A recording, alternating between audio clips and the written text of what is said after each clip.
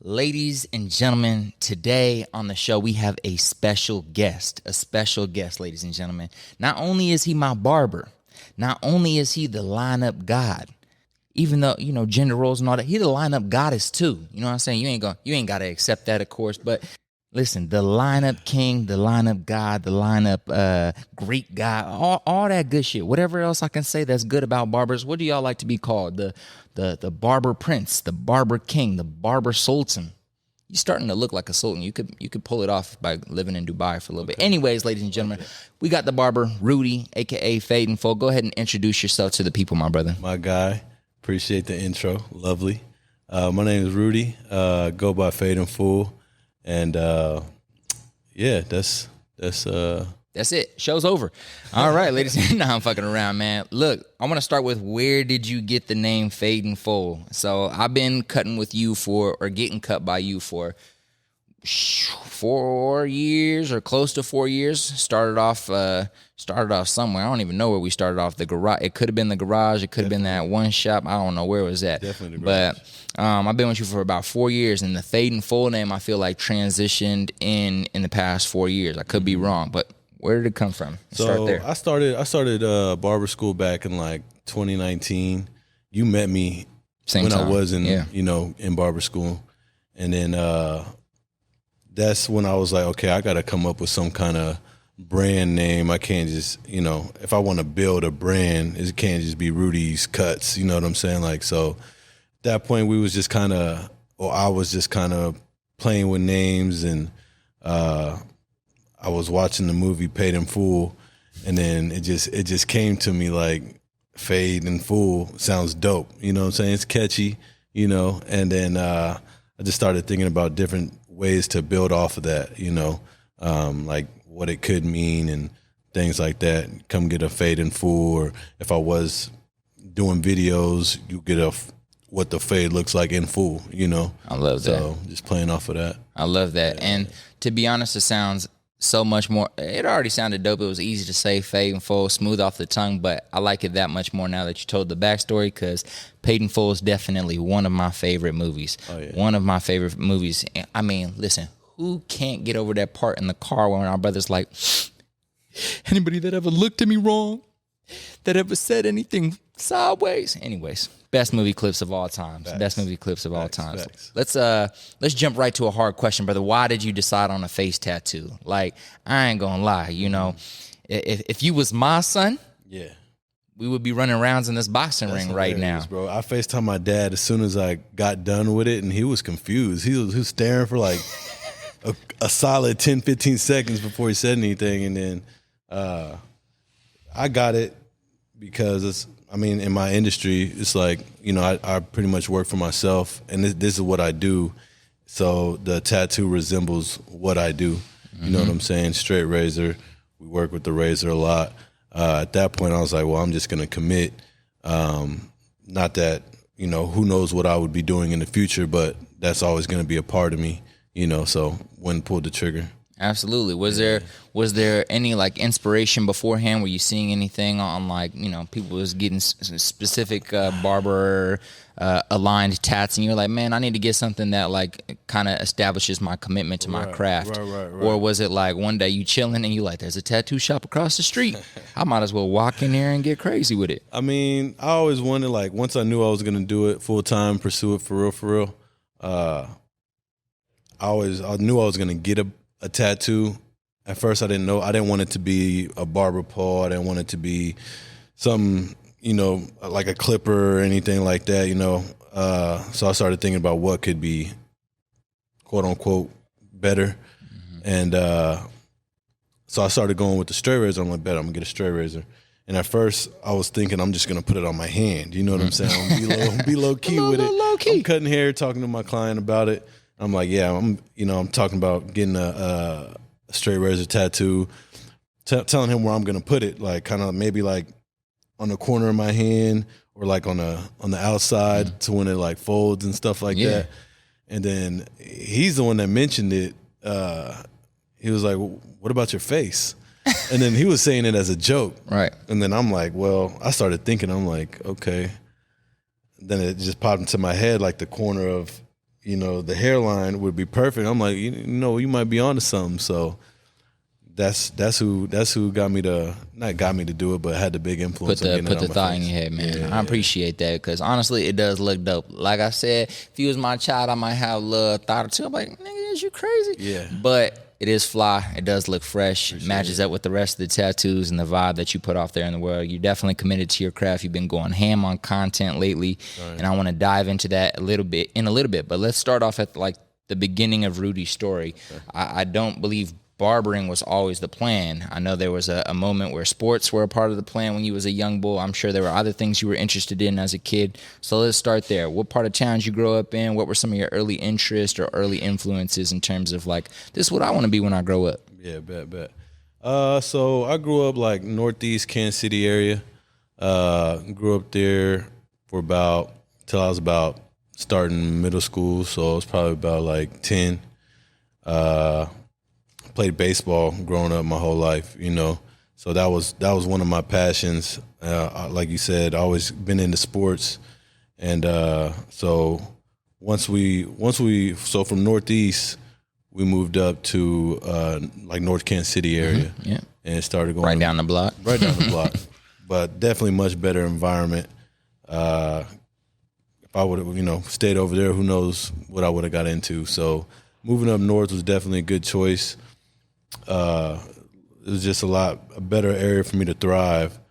So just moving up there, getting more into sports, and that's when I started football, middle school. I started in 6th grade, ass. Trasheroni Tony. And I'm like, man, fuck football. I'm not doing football. So I didn't play 7th grade, and then 8th grade, my brother Anthony, he moved in with us. And then we started, and we're about 6 months apart. Mm-hmm. So he was going to play football, and he talked me into playing with him. We were going to be on the same team and stuff like that. And his stepdad was our coach. So I'm like, and this is the Inglewood Packers. Shout out to Inglewood Packers. You know what I'm saying? R.I.P. Inglewood Packers too. But that's where like the whole football thing started, and so. At that time, were you still really passionate about baseball, or when you got introduced to football, were you like, nah, this is my new shit? Like, what was what do you remember about that? Do you mean, I'm still trying to go pro in baseball, football is just something I'm doing because someone's trying to get me to do it, right, or friends are doing it, or were you like, nah, this is my new shit, I'm watching NFL highlights on YouTube? Like, what was the energy like when you're like 14, 15 transitioning into high school? So baseball was still my thing at that time, like, late middle school, I'm still a baseball player, you know what I'm saying? But it was my 8th grade year where I started to get nice, because my brother's stepdad would push us at practice, you know what I'm saying? So we was there working out, like push-ups, all that, so we were being built. And so I was able to kind of find like my confidence in the sport. And then that kind of carried on into high school. But even then, I was still playing both sports, baseball and football. And it wasn't until maybe like my sophomore, junior year where I was getting more varsity time in football than I was in baseball, where I was like, okay, I might just be naturally better at football, because of size and speed, certain things, certain attributes. Yeah, baseball, bro, is a lot more technical than what people think, a lot more hand-eye, as far as like hitting a ball that's coming at you 90 miles an hour, curving, breaking. So it takes some real skill. I immediately knew baseball was a technical sport when I put it on TV, and I was like, this shit boring, and that man's fat. Yeah. And so I was like, this got to be a super technical chess type of physical sport. Now, I know y'all going to be mad when I say that, but look, I feel like, when people are like, is cheerleading a sport? You ever heard somebody say that before? Yeah. I'm about to hurt your feelings too. Sometimes I used to say that about baseball. I used to be like, it's baseball. Yeah. Is baseball a sport? Like, do we consider this a sport? anyways, you guys comment your opinions in the comments. Y'all can let me know if I'm in the wrong. Have you been on the field? That's a great question. Moving on.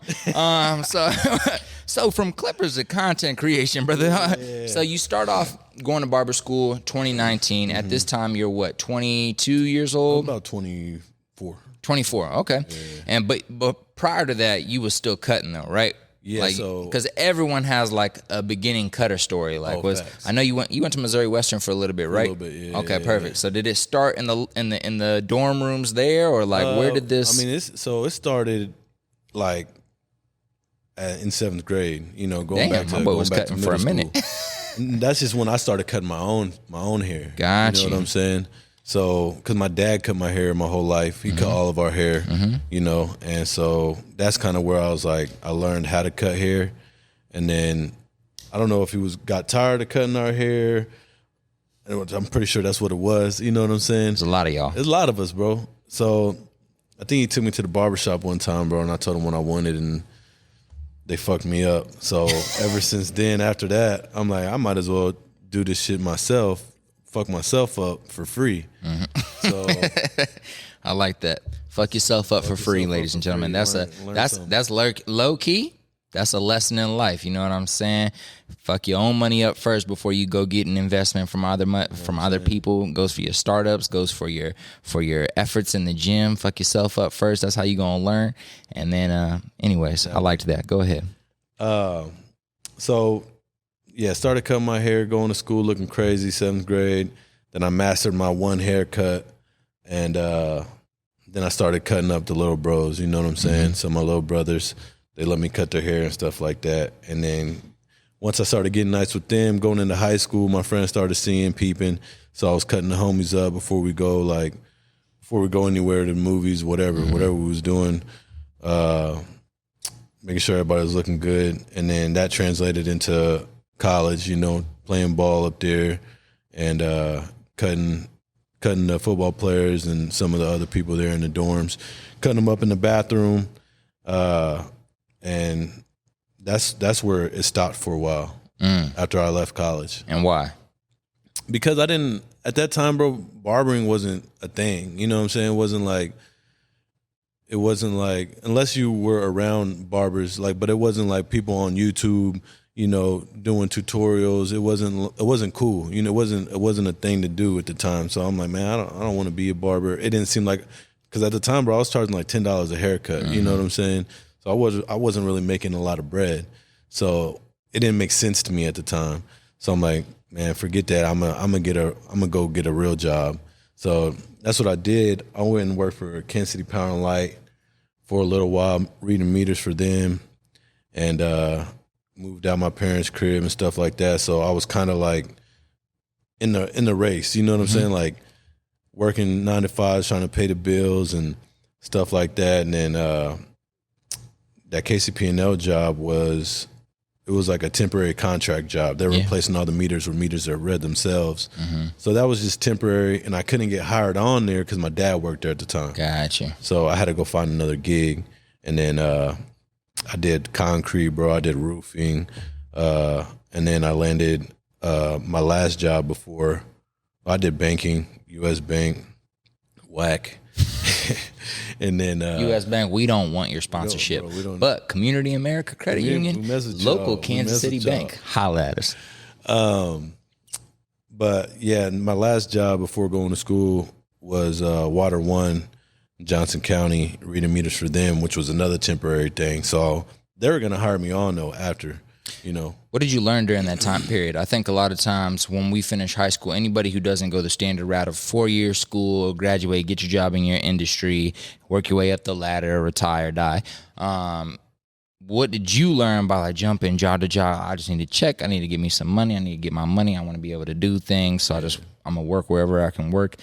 But I assume during that time period, you're kind of trying to explore, whether it's through just seeing things online or watching videos, like what do I want to do with my life? Yeah. So what was that time like? Did you find it to be like very challenging, depressing, or did you kind of be like, nah, this is cool. This is what I got to do. I'm getting some money. I'm good. Like life is fine. No. And then you kind of were like, why not go back to barbering school? Or did you feel like you were forced emotionally, mentally to be like, damn, I think this barbering shit might be it. Let me go tap in there. Cause right now my mind is killing me. Because I know that's how I feel in certain jobs when I finally decided to just go all in on personal training, podcasting, and like business things. I was trying all these other random industries that sounded like they would give me money, or my friends would be like, I'm in concrete, I'm getting bread. I'm like, all right, let me try it, or let me try this.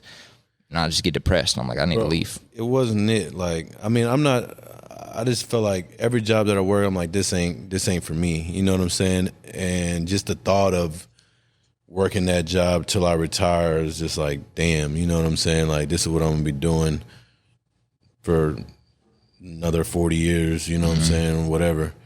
And so constantly trying to find a way out. Never really took a step as far as like, oh, you know, I'm gonna go and I'm gonna quit my job and go and try and do this and make some bread, you know, because I always had, you know, rent or something to pay. So it was working concrete, working roofing, hating life at the time, you know what I'm saying? Like, and I did roofing for a minute because it paid so well, but the work was trash, you know what I'm saying? Like, it wasn't it, bro. Waking up and early in the morning, coming home, don't even want to go to the gym, you know, don't want to do nothing when you get home, bro. And so it wasn't until I had got the job at Water One, where you got a lot of time on your hands. You're walking house to house, reading meters, nobody over your shoulder, so you got a lot of time to yourself to think, you know. So that's what I did. I'm like, bro, how do I get out of here? How do I get out of this? And it wasn't until I started seeing other people that I knew pursuing barbering, making a living on it, you know, I'm like, why didn't I do this sooner? You know what I'm saying? So that's when I was like, you know what?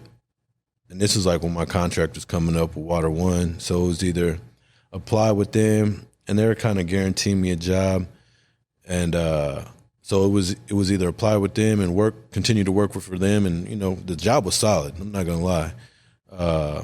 But then it was also, you know, go off and do your own thing and, you know, take that step and have some faith and, you know, believe in yourself type. And so that's what we did. Called up the folks. I'm like, hey, this is my plan. You know, I want to go to school, get my license. And they supported it. They backed it. And they told me to come back to the crib. Went back to the crib while I was in school. And that's when I met you. We was at the YMCA. Shout out North Kansas City YMCA. Yes, sir. Working that front desk, you know what I'm saying? 2 handsome men at the front. Can't get no better than that. You know, we was trying to take that, and we was trying to take advantage of that. No, we was going to run with it. But no, facts. Yeah, man. So that leads us up to the time we meet, 2019. You're starting barbering school. It's just before the pandemic. We're working at the North Kansas City YMCA. I want to talk about, you know, everyone kind of understands the process of barbering school, right? You got to go for, 3 to 6 months, or is it a whole year? It depends. It could be from like a year to 2 years, depending on the person, 3 years. Well, I seen most people go for about a year. Let's say a year. And then, you know, during that time, you know, a lot of barbers are also cutting on the side, even though they ain't supposed to. I'm pretty sure you're not supposed to, but folks cutting on the side, making some bread there, working some extra jobs to make ends meet, make sure you got some bread in your pocket. But when did you, and it might be at that moment where you were kind of walking house to house and you were seeing these meters and you're kind of like just brainstorming, how can I get out of this? You start seeing people, you know, getting some bread and barbering. But when did you have that, what's the word I want to, basically just that understanding, okay, I can make bread here and I can make a lot of bread, or I can make some good bread, I can live a good life. I guess either who was a mentor that kind of talked to you about the fact that you could get bread here, or who was the first person you knew that you saw and you were like, all right, they look like they living all right and they're doing what I already know how to do, but I just need to get the technical training. I guess shout them out, and then let's talk about how you kept moving forward. You're like, all right, let me keep going to this barbering school. It's getting hard. I ain't trying to come here every day, but look, I know I'm going to start getting bread. Just talk about that process of pushing through. I would say from the outside looking in at somebody's work, it would be my boy Maurice, hair surgeon on Instagram. Me and him were both cutting in high school. He went to a different high school than I did, but he was the barber over there, and then I was the barber over here. Mm-hmm. But he never stopped pursuing it, you know, after high school, at least from what I know, from what I've seen. And that's when I was working that job at Water One, and then I seen him actually making money, you know, supporting, you know, his family and whatever he had going on. I'm like, bro, it's got to be possible. You know what I'm saying? And if my boy can do it, then I can do it. And then that's when the wheel started turning. And then I'm like, okay, well, you know, what's the first step? And I forgot who I might have reached out to about where to go to school. I wish I remember.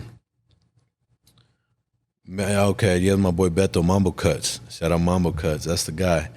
And yeah, because I went and got my hair cut by him and sat down with him and just asked him a bunch of questions.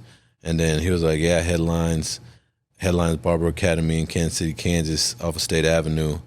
So once I got that information, I went down there and tapped in with them. And then got good peoples over there.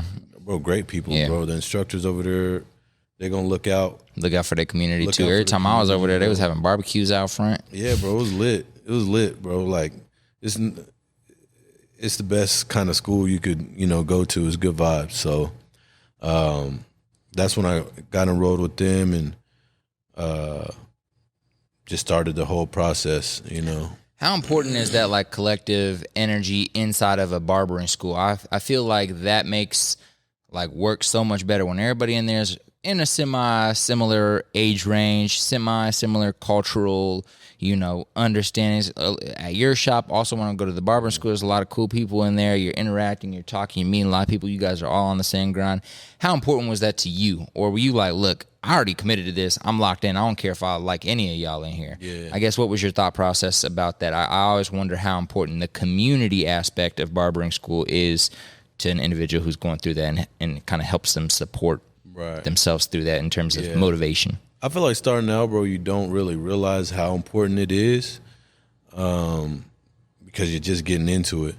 For some people, if they've never been in the environment, they're like, oh, I've been watching these barbering videos. I want to be a barber. They get in it. It can be intimidating. You know what I'm saying? Like for me, bro, I never really been in a barbershop. Like my dad cut my hair all my life. So being in that environment was new to me. It took me some time to get comfortable, you know, but once you know, that's like with anything, getting a new job, meeting new people, you know, learning to be comfortable. And the more you do it, the better you get at it. You know what I'm saying? So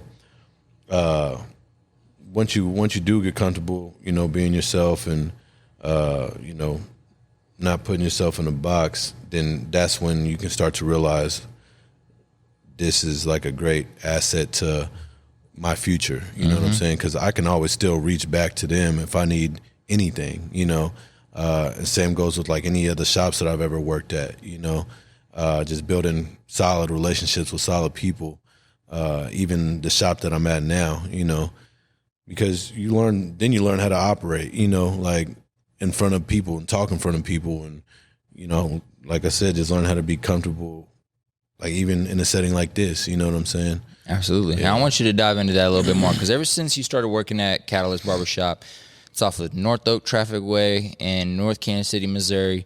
Ever since you started working there, I'm seeing you started getting serious about your content. You started posting consistently. The vibes and the energy has been dope in terms of the content you're posting. You got a face tattoo. But no, I see you out in community events all the time with whatever his name is, buddy with the braids. Tavon. Yeah, Kel the Bar. So I see you out there with him. You guys are out in the community interacting and building relationships. So like people I've been meeting through the podcast over the years, I'm starting to see Rudy around, kicking it with them and connecting with the community. And then on top of that, I'm seeing you start modeling now for Made Mob and some other stuff. You just out here vibing. Exactly. So talk. It might just be you and your personal journey and just, you know, just that. But I will say that the energy at Catalyst Barbershop and the energy switch up I've seen in you seem to kind of be parallel and be because of one another. No, would you agree? And then talk a little bit about your experience there and the culture at Catalyst Barbershop and why it's important to like put some respect on where you're working and leave a good name for yourself, whether you stay there for the rest of your career or not, especially in barbering. Yeah, man. Shout out Catalyst Barber Company, man. Shout out Les, the Catalyst Barber. He's the owner. He's got a good environment there. He's got a good, and I can stand behind, you know, what he sees in his vision, you know, and what his shop means. And that's one reason why I picked it, because I've worked, and not talking bad on any other shop, but this is just like where I fit, you know. The type of other barbers he has in there are ambitious, you know, so it's kind of like, and he's ambitious himself, you know, going out and doing events is what got me, like going out and doing events for his brand is what got me going out and doing events for my own brand. Yeah. And then that's when things just started to like fall in line as far as like meeting other like small business owners and just tapping in with them and supporting them and, you know, getting love shown while showing love, you know, major key. All of that goes a long way, you know what I'm saying? So if you can do that and mean it and stand behind it, you know, a lot of those relationships will be built just off of that. And like I said, there's a lot of barbers in there that are hungry. So when you're surrounded by that, you kind of have no option. I mean, you have an option, but like you're either gonna go hard or, you know, you're just going to be comfortable where you're at. Yeah. So it's your environment. The environment you put yourself in is what's going to be a huge deciding factor on the success of your future. Speaking about the success of the future of barbers out there listening to this, what did you see over the past few years good barbers and bad barbers do? Now, let me kind of clarify what I mean by that. People who have locked in, built their brand, built a business, making money off of barbering and are doing well versus people who quit a year in after barber school. I'm sure you know a few people that have quit. I'm sure you know a few people who you think could be further along, but maybe they ain't putting in the work. So I guess, what would you say are like the 5 key or 3 key things barbers should do as soon as they leave barber school in order to, like, you know, help them progress forward? One is once you technically graduate barber school, you got to go and take the test. You know what I'm saying? So don't prolong that process. Because the longer you prolong it, which that was a mistake that I did, and you're gonna have a hard time on the test, at least the written test. So it took me a few times to pass it, you know, because once I was like, okay, I'm ready, you know, which I was really ready after school, you know, but I just wanted to get in the shop and just get to it and just get to the money, you know. I feel like that's what everybody wants to do. But the smart person is going to go take the test so that there is no backlash in the long run, because state board comes around, they check, you know, and if you don't have your license and you can tell them what your process is, but if they keep coming back and you don't got it, you're going to get in trouble. And then that could even more prolong the process of you getting in the shop, really messing up your money. So that would be step one, bro, is taking the test, knocking the test out. That way you got that off your shoulders. And the second thing is you got to be passionate about it. You know what I'm saying? At least if you got to care about it. Like for me, it was always something, it was a hobby of mine, you know, so it was like to be able to get paid to do something that I grew up like doing on the side, really just for fun, like getting my guys right, getting the bros right. Like that made me feel good, you know, because they feel good, you know what I'm saying? So to be able to get paid for that, like I can't put a price tag on that, you know?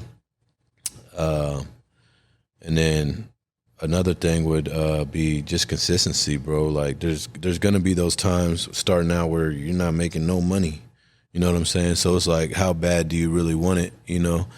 But it's just waking up and being in there, you know, because you got to have your time. You got to have your set hours for your clients, for people, so people know when they can come get a haircut. If you're just in whenever you have an appointment and you leave, you're not going to be able to make a potential client that walked in looking for a haircut. 100%. You know what I'm saying? Whether the day is slow and you've been sitting down all day and there's one walk in, that's one new potential client. You know what I'm saying? And you never know who that's going to be too. And right. I think that's one thing I've appreciated about you. And then one thing I was really admiring about that girl yesterday, I don't know her name, but she was working at the front at the shop. But yeah, she was like, hey, I'm finna stay in this mug. But she also respected her craft. Some dude came in, was on some good bullshit, and she was like, all right, you know what I'm saying? I got you. But if you don't trust in me, then I can't work with you. But I trust in my craft. I don't care if I don't have every seat filled in here right now. Yeah. Somebody came in, she was like, you got a scheduled booking, or you need a cut. Oh, you need a cut, say less. I already had her pulled the thing out, boom, say less, I'm ready to go.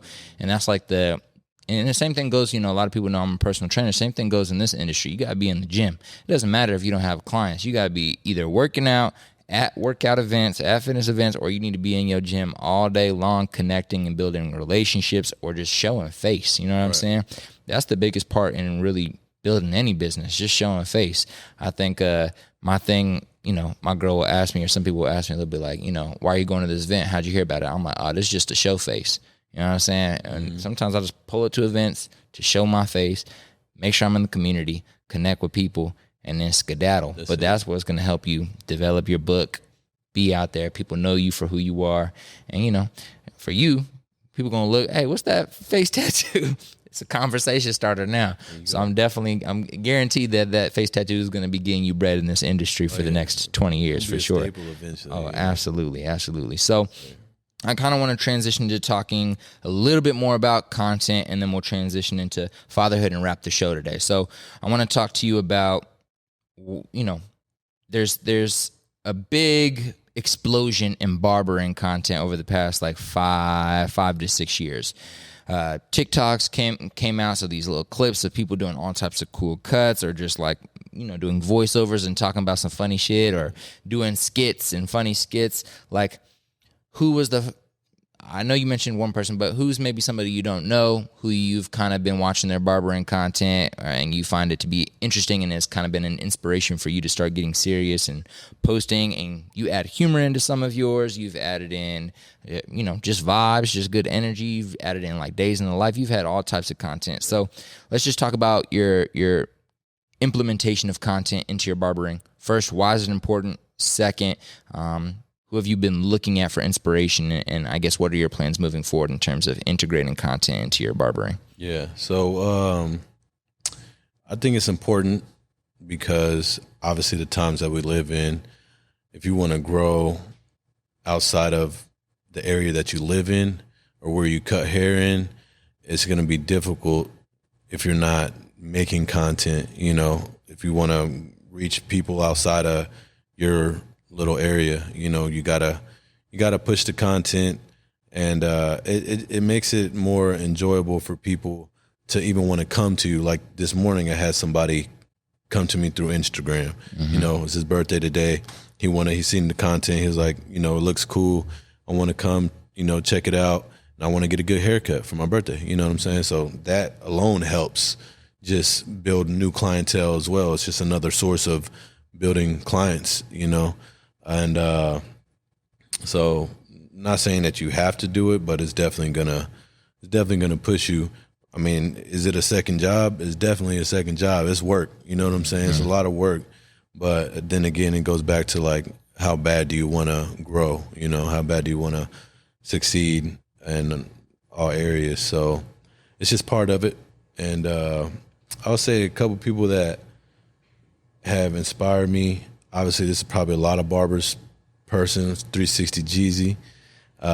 He's like one of the first like YouTubers to get big from cutting hair, doing haircut tutorials. Like, I guarantee a lot of people learn how to cut hair off of his videos, So, and then recently, Vic Blends. He's a big motivational piece because he gives a lot of free game, and it's a lot of motivation, and you can see the hustle. So that's a recent person. And another recent guy who's a Kansas City native who's been blowing up, like, his name's Sly Huncho. Shout out Sly. I got DMs with Sly in 2017 when he was cutting out his basement at his crib in out south. And I remember I came back from LA and I was like, who's the coldest individual out here cutting hair, and I need to have the freshest cut because I'm just here to visit, and I'm back to LA. I'm trying to go back to LA with a fresh cut, pull up to LAX airport looking fly. So I seen he was generating an audience at that time. At least I don't know if I found him on Snapchat or where, but people in the town knew him. I think he was still in high school. He was like 17, 18 at the time, still in school. Anyways, pulled up, got my hair cut. It was fresh. And then came back to Kansas City 4 years later, and Buddy was going crazy on social. So shout out to Sly as well, but continue. Yeah. So that's just like one of the things. It's like, he can do it. why not me or anybody else that wants to? You know what I'm saying? And it just goes back to putting in the work, trial and error, seeing what works and seeing what doesn't. I love it. Let me ask you one final question on that topic. So we see Vic Blends, we see, a few other barbers kind of building almost like rapper energy. You know what I'm saying? And let me tell you what I mean by that. Like not rapper energy, but like rapper lifestyle. Yeah, that'd be a better way to put it. We see them at the courtside seats at NBA games nowadays. We're seeing them in the background of random videos of artists in the studio, and we're like, ain't that the barber? You know what I'm saying?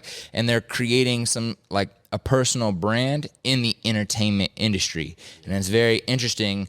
It's very interesting to see. I mean, like you said, 10 years ago, barbering content on YouTube and making money off of that, and then being invited into rooms and having futures on you by ESPN for cutting KD's hair, whatever it might be. You know what I'm saying? So, be honest.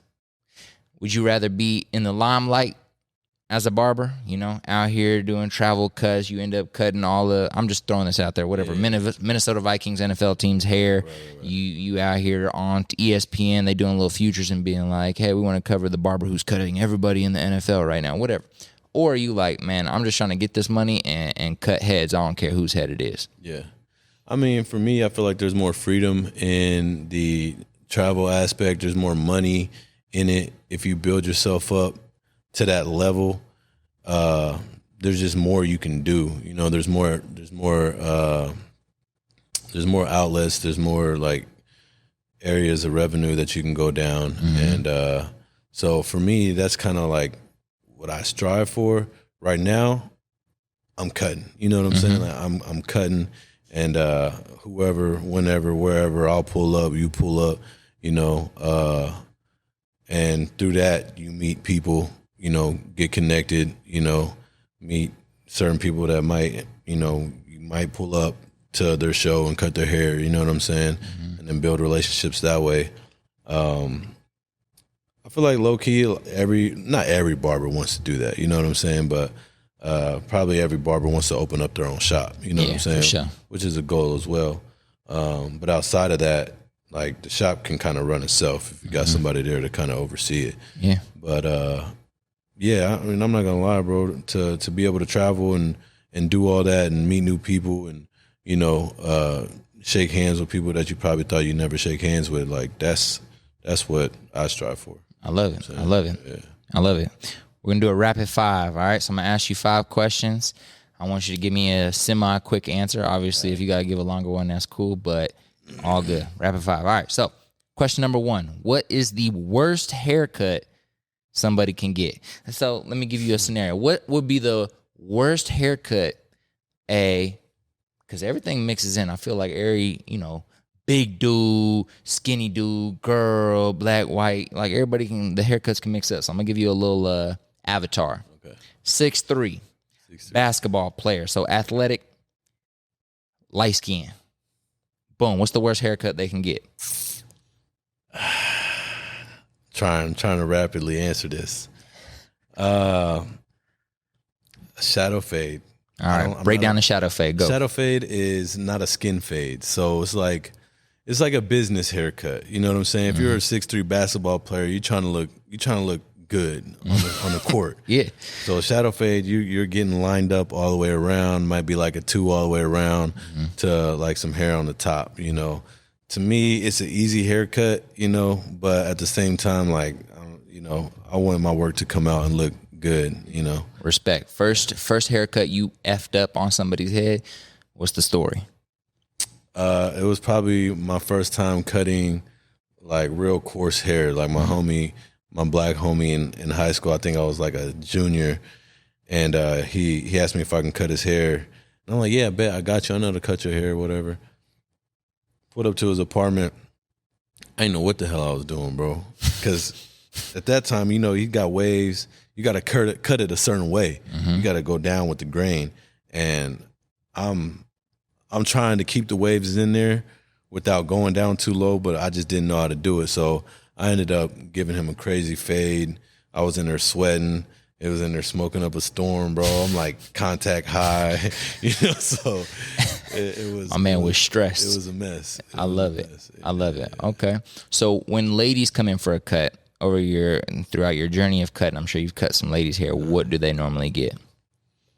I feel like the women like to get at least most women like to get the short on the sides, and they like to have something on top, whether it's curly hair, straight hair. That's what I've gotten.